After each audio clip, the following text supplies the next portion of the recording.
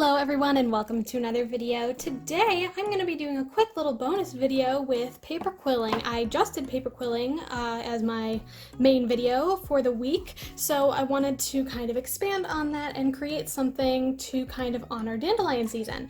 So I really like dandelions actually, especially once they turn white and then you can kind of make your wishes. I think that in general, that they're very pretty. I know a lot of people consider them weeds, but I think dandelions have a lot of purposes outside of just invading your yard. So I wanted to, celebrate because I enjoy them and create a piece of dandelion artwork. So I have selected my colors, I have my tools, and this is pretty much everything that I'm going to be using, as well as a simple black marker. So all you're going to need to make a cute little dandelion piece of art is I picked 4 different colors.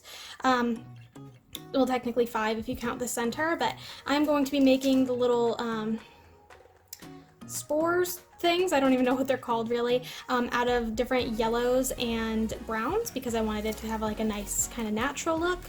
And I wanted something nice and dark for the center, so I went with this nice dark brown, and I have, I believe, 4 of these, and I have 6 of each of the other colors, which I'm going to use to create a variety of different little spore bits. Obviously you're going to need your quilling tool. I am going to be using this item here that I still don't actually know the name of, so that I can insert in my circles and quilled pieces of paper into the holes and make them uniform. With all that said, I am going to get started.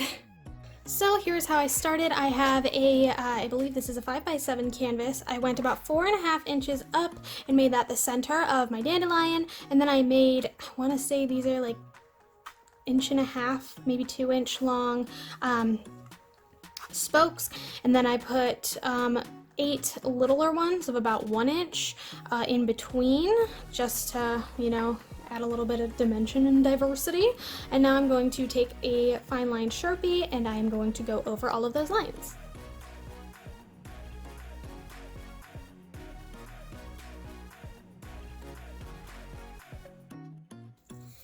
Alright, the prep work is done, and now it is time to get started on the actual paper quilling. Now this design is going to be made out of all the same shape, basically.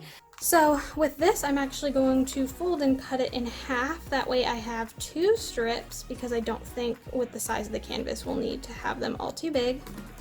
Just go in, snip. The basics to paper quilling is taking your quilling tool, sticking your paper in the split in the tool. I'm at a really weird angle, so I can't really see. There we go. Into your tool, and then twisting.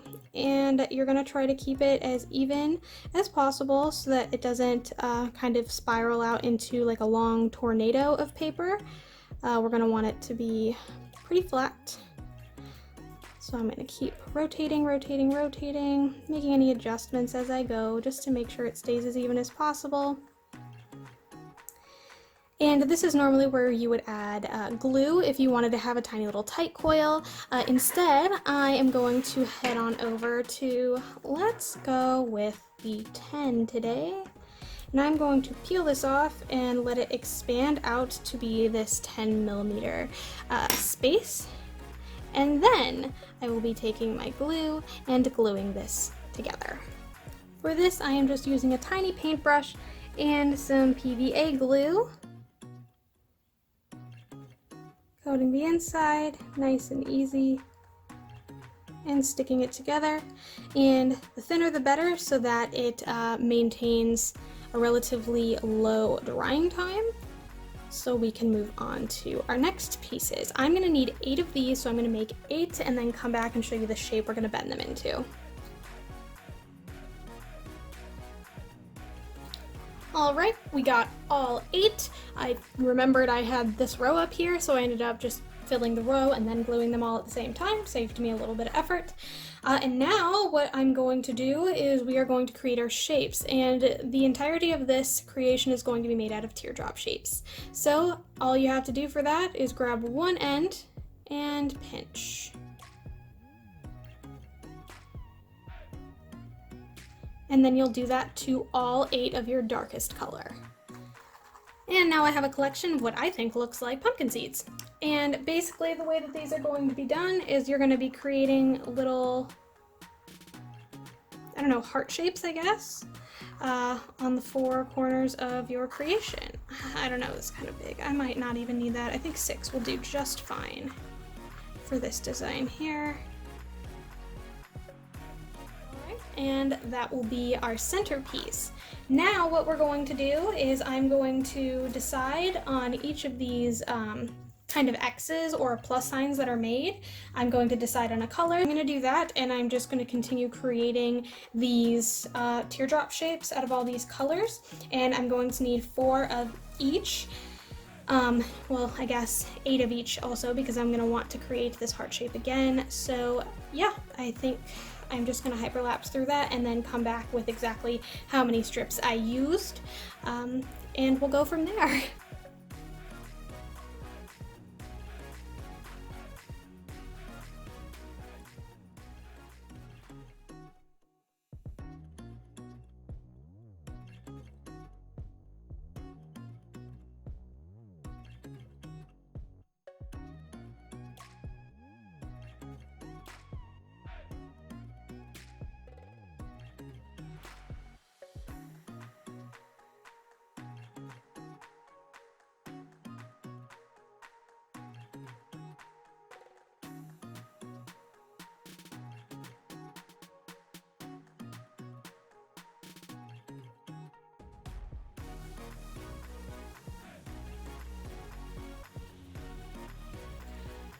I'm actually pretty excited. I think it looks really cute. I started getting a little anxious when I started putting some of the bigger, I don't want to say for some reason, I kind of let the pieces just unfurl as much as they would because I didn't have enough space for them, and they didn't quite fill out the full 10, and I only had 1/8, and it just seemed to be taking a while, so I just kind of let them go. And some of them I think ended up a little bit bigger than others because I didn't resize them before gluing them, but I still think it looks okay. And I like the differentiation of the sizes. I think that really adds something to the way that it looks, and having the brighter colors on the outside and the darker colors on the inside I think creates a neat little gradient, especially from like this dark brown to this like really bright yellows. All that's really left to do is to glue these down. So once again, I'm going to use my PVA glue and just stick everything down before finishing off my piece. Alrighty, everything is attached. Nice and flippable, fully 3-dimensional, and so cute! I think it looks really great. Just to add a little bit of extra jazz, I have a couple of leftover bits over here. I might like maybe add like a couple flying away. Maybe not, I don't know. I'm just kind of doing this for funsies, you know, bonus video vibes. And then I think I'm gonna write the phrase make a wish, make on the top and then a wish on the bottom, and then I'll call it done.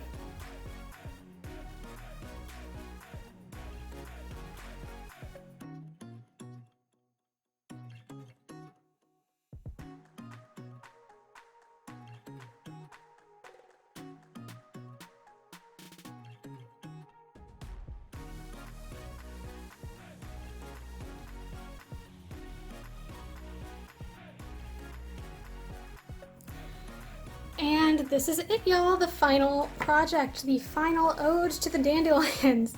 I actually really like the way this turned out. I like it more than the first thing that I made, big time. I'm just really pleased with the way that this went, and I don't know, I hope, bare minimum, that I inspired you to do something or create something this week with a little bit of an extra dose of creativity. I know this wasn't super unique or original, which is why I didn't want to make it, you know, the video for the week. So I hope that you found some sort of joy out of it anyway. With all that said, thank you so much for watching, and if you like what you saw, feel free to like and subscribe. I put out new videos every Sunday at noon Eastern Standard Time. Thanks again, and I hope to see you there. Bye!